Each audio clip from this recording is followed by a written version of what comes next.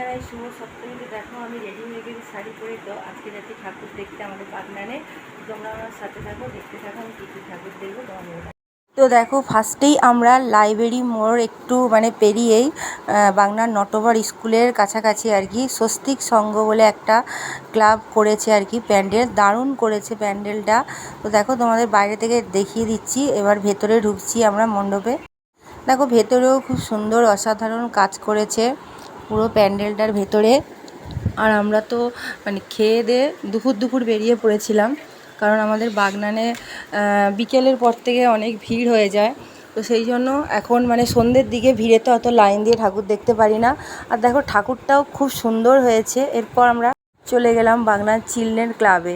তো এটা হচ্ছে বাগনান ওপারে রেল লাইন পেরিয়েই ওপারে বাজারের কাছে এই ক্লাবটা। তো দেখো এই ক্লাবের যে ঠাকুর হয়েছে দুর্গা প্রতিমা, তো পুরো পয়সা দিয়ে হয়েছে এই ঠাকুর প্রতিমা।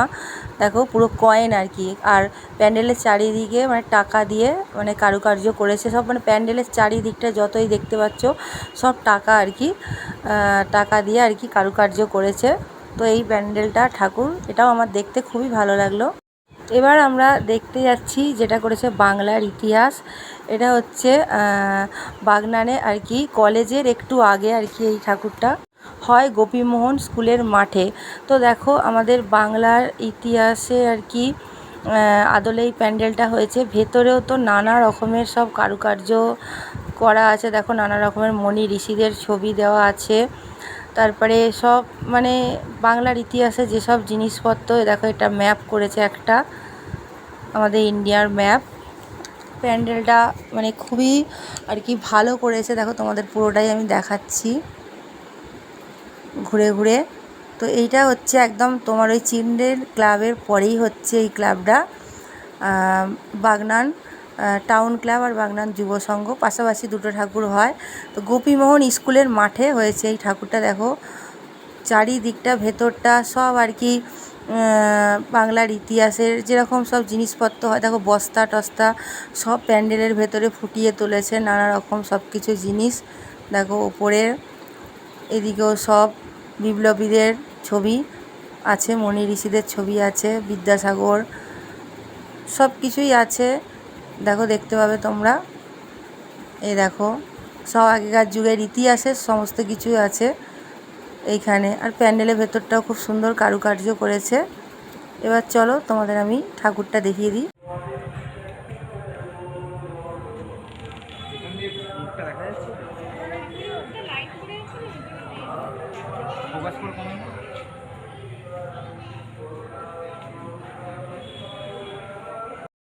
এটা হচ্ছে বাগনান টাউন ক্লাব। এখানেও একটা শিবের মতো মূর্তি করেছে খুব সুন্দর।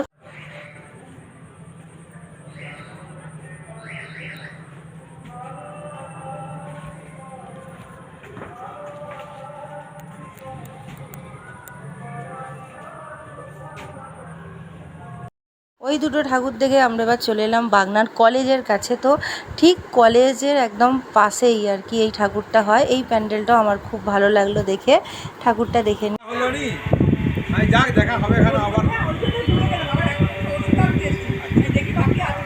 প্রত্যেকটা ঠাকুরই আমার খুবই ভালো লাগলো এখনও পর্যন্ত যতগুলো ঠাকুর দেখলাম। আর ভেতরেও দেখো খুব সুন্দর সেই প্লাস্টিকের ফুল দিয়ে কারুকার্য করেছে এবং ওপরে একটা ঝাড়বাতিও আছে। তো চলো এবারে আমরা চলে যাই আর একটা প্যান্ডেলে ঠাকুর দেখতে।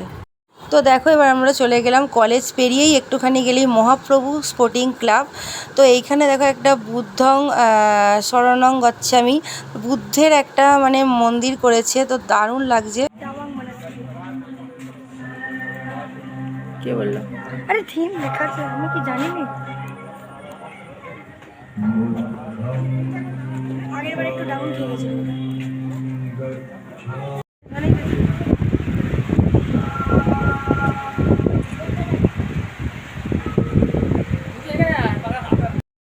ঠাকুর আর মন্দিরের মতো পুরো লাগছে আমার। বুদ্ধর যে প্যান্ডেল হয়েছে এটা সত্যিই দেখে মনে হচ্ছে না, মনে হচ্ছে সত্যিকারেরই কোনো আর কি প্রবেশ করছি মন্দিরে।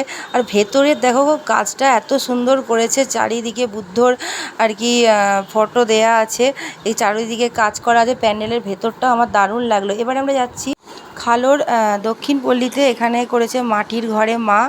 তো দেখো মাটি দিয়ে আর কি প্যান্ডেলটা করেছে। আর চলো দেখো বাইরে থেকে তো খুব সুন্দরই লাগছে দেখতে। তো আমরা এবার ভেতরে ঢুকি, ভেতরে কীরকম কি করেছে তোমাদের দেখাবো।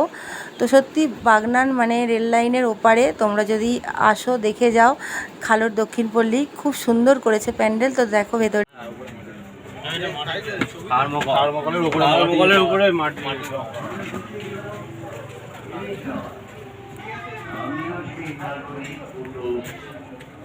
কি করেছে রে মাটির গন্ধে রাধা সেনের মতো মাটির গন্ধে যাবো। এটা কি মাটির উনুন? কি করে জানলে? কলসি তৈরি করছে। তার বিভঙ্গ কটাক্ষানি এখানার স্পর্ধা বিনাশের লাস্য পুরুলিয়া বাঁকুড়া থেকে তুলে আনি মারাং গুরুর উপাসনায় নিমগ্ন আদিবাসী কন্যাকে। পাহাড়ি ঝর্ণার মতো আমার স্প্যাচুলা চলে নরম মাটির তালে, চলে অসম্ভবের চর্চা, উপকথার জীবন থেকে তুলে আনি সেই সব দূর গায়ের দুর্গাকে।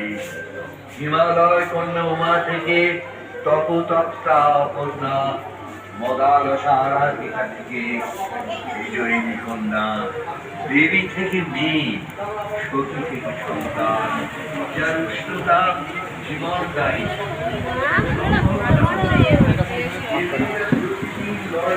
তো দেখো এইটা দেখে আমরা বেরিয়ে যাচ্ছি রাস্তায়, কি সুন্দর লাইটিং দিয়েছে। এগুলো সন্ধেবেলা এলে আরও ভালো লাগবে দেখতে। তো এবার আমরা চলে এসেছি খালোর কালীবাড়িতে। তো এইখানে খালোর কালীবাড়িতে মন্দিরটাও প্যান্ডেলটাও ভালো মন্দিরের আদলে করেছে। তো দেখো ওপরে একটা ঝাড়বাতি দেওয়া আছে। এগুলো সন্ধেবেলা এলে আরও লাইটিং ফাইটিং করলে আরও ভালো লাগবে।